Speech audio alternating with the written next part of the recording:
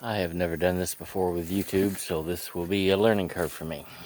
We're just going to take a walk around and we're going to see successes, failures, unknowing mistakes, and stupid stuff I've done on, well, I can't say on purpose, but that I should have learned better the first time. Here is, well, this is a sheep farm, and obviously the sheep haven't been in here because everything's grown up. This is a corral that they stay in quite often. There's my swan neck gourd plant, one of them. You can see they're growing.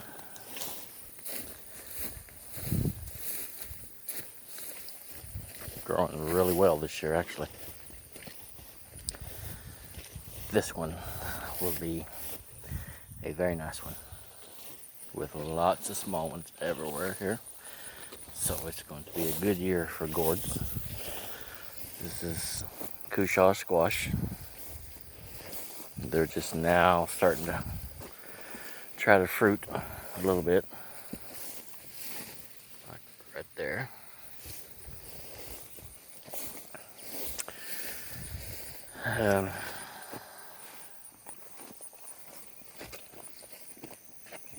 Pardon the mess.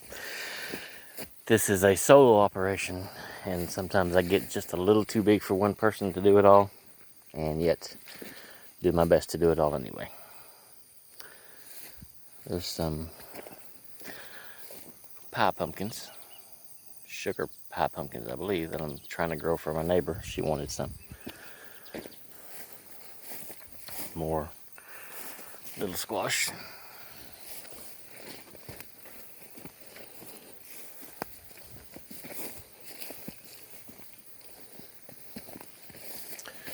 So we should have quite a bit of squash. Actually, we've got one a little bit bigger right there. And I have a coworker whose mom loves to make like zucchini bread out of it. And we got a few watermelons trailing off here. This was bare ground. I'd never heard of regenerative agriculture, so I ripped my ground bare and then planted, and then weeds and grass have literally overtaken me. So that is a mistake that I hope to correct next year. These are Desert King watermelons. And this is Indian corn. It's a giant ear variety.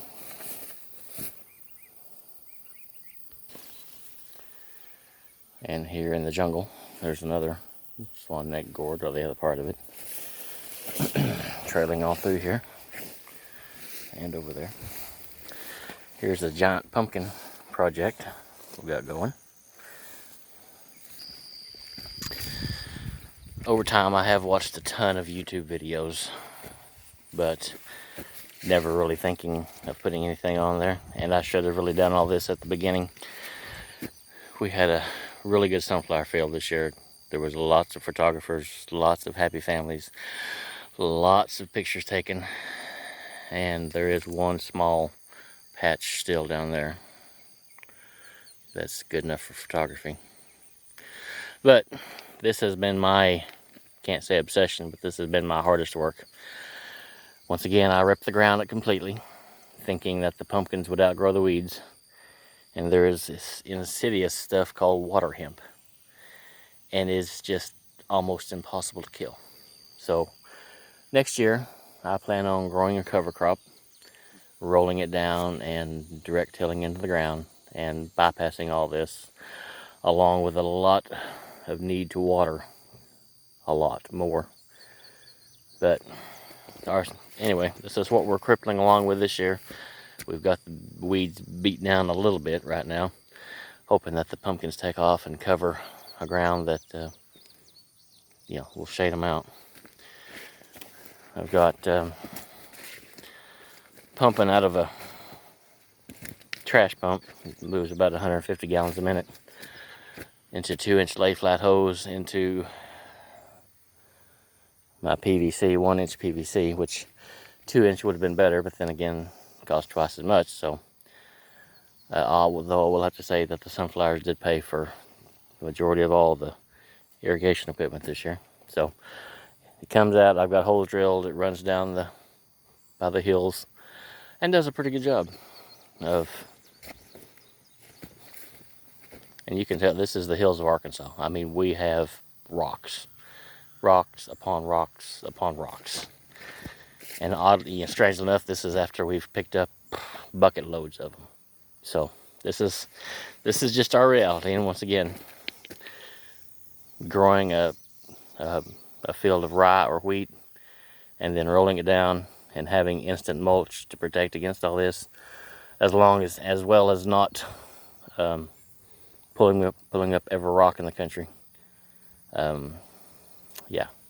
So here's pumpkin patch number 1. We planted 700 to 750 seeds. We've got like 430 plants coming up. That section right there just disgusts me. We ordered Big Macs and Atlantic Giant pumpkins, and they just didn't come up. And every time I tried to replant, something dug the seeds up. So we're dealing with jack-o'-lanterns and Howden pumpkins. Here is some Indian corn, and once again, wonderful, absolute wonderful crop of water hemp. I mean, this stuff is, I don't know, I call it Satan's weed. It's just horrible. There's some mammoth Russian sunflowers over there by some tomato plants.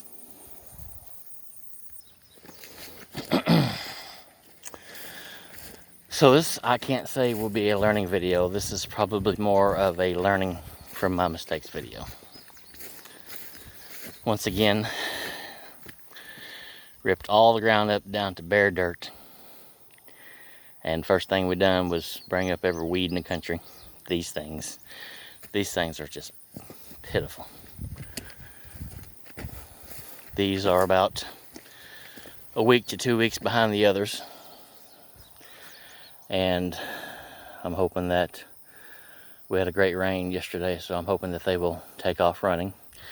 As you can see, I bought a hiller, and we've got the same setup here. We pump from 2 different ponds for this patch, and pump from the top, and it runs down and does a pretty good job of water. And I've still got to fix a few issues on it to get it equaled out.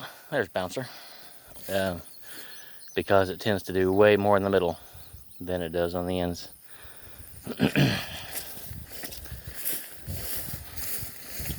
These on the end there, you know, I've discovered something. The ones that have something growing up in the middle stays way cooler and actually does better than the ones that's just out in the wide open.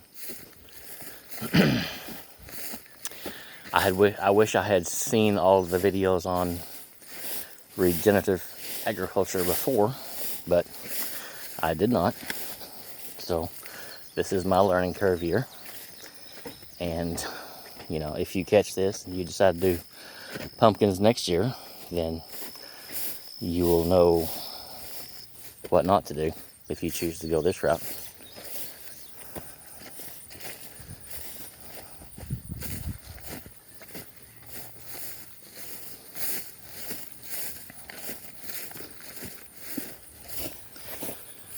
These are probably about a week behind those down there, but a week to a week and a half ahead of what's down that end.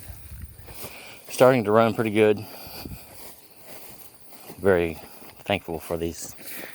We've got 790 plants growing up here. Of course, so you can see where I went back and replanted when something didn't come up, and then replanted again when something dug it up. And if you put down enough seeds, then, you know, they just can't get every seed. But you can see a lot of holes where they did get the seed. And I don't know, I got rid of one groundhog. It may be crows, maybe squirrels, maybe chipmunks, maybe armadillos. I don't know. Whatever it is, it's a huge pain in my rear. And here's the top. Like I said, pardon the mess.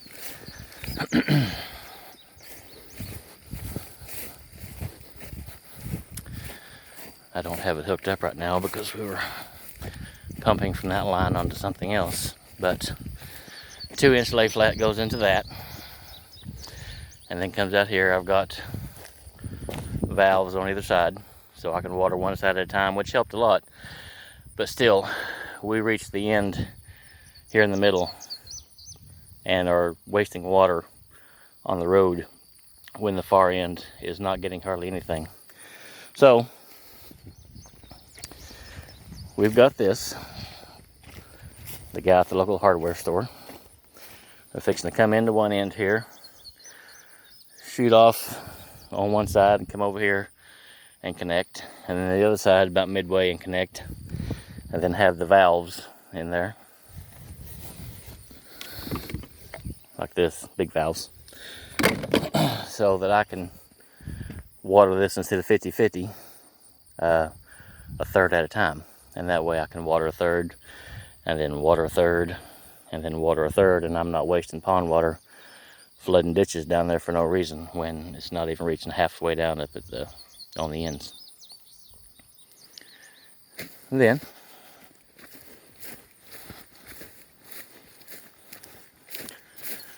we've got a lot of implements, which I loved this. I mean, this,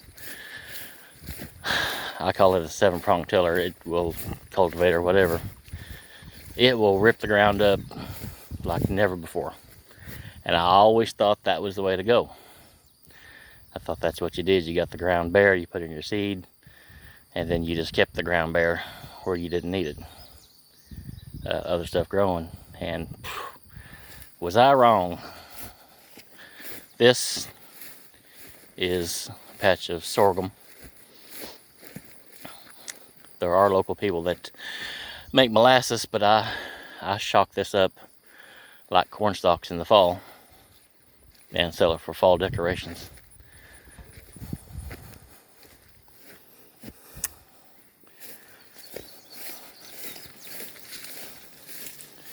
We got a little something going on there. I've had a good year for blackberries. I normally pick 10 to 15 gallons to sell, but I have not had time. I have been up here either pulling weeds, tilling, working on irrigation, praying for rain, and there's some of our sheep. So blackberries are just almost a foregone thing this year. Birds are getting a lot more of them. I just do not have time to pick, much to my daughter's dismay. So she's picking some and selling them. We have some beehives over there. You don't really advertise too much because, you know, people tend to want to grab what you got sometimes. And this is the Honeywool Farm. We really don't grow foodstuffs. We grow decorations. And our sunflower field was open to photographers, and we had a great year. You know, if we're at whatever location you're at, if you enjoy people, if you enjoy smiles, if you enjoy seeing people have a good time, take an acre, set it off to the side, and grow some sunflowers. The local photographers will pay you. Me personally, I get $5 for every mini session that they book. There were some that shot senior hour-long sessions. I didn't charge them anymore. I may change that next year, I'm not sure. And I'll make $5. Photographer will make anywhere from $30 to $60, just depending on the rate of how good they are. And I have had some, I mean, fabulous, talented photographers out here. So I will kind of keep this updated. Like I said, I should have started this a month and a half ago when all this started growing. Just now really entered my mind, and maybe even though we didn't start this journey all together, we can start right here and see how it ends up in October.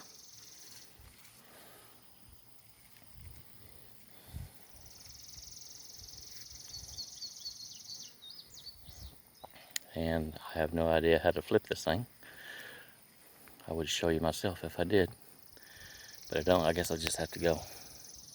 Hi. Do it like that.